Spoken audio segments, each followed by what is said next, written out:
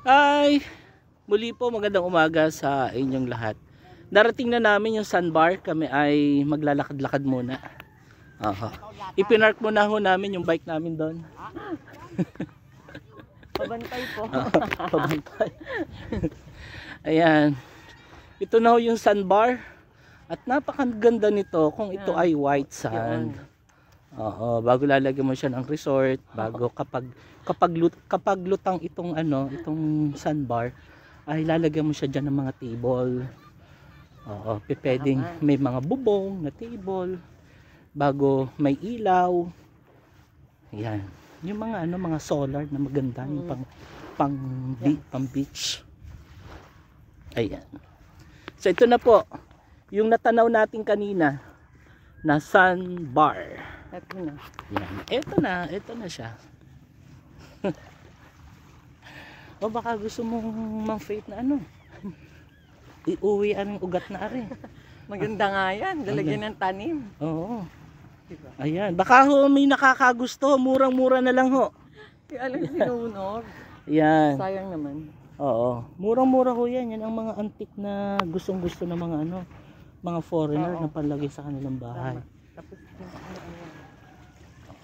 ayan.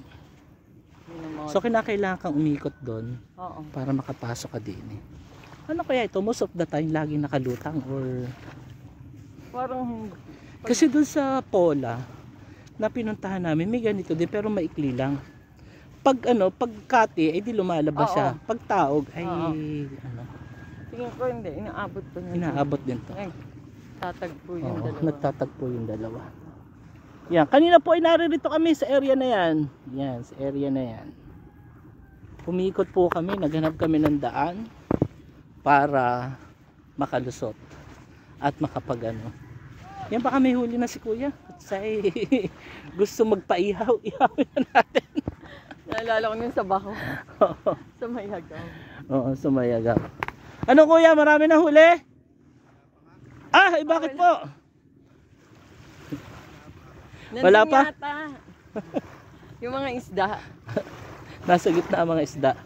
Ayan po, nagano po siya. Fishing. May fishing rod siya. Yan. Wala pa daw pong huli. Baka hindi ho yata kay Buenos ngayong araw na ito. O kasi simula pa lang. Kanina pa ako? Kanina pa? Kanina pa daw siya. Ayan. Okay, mamaya po uli.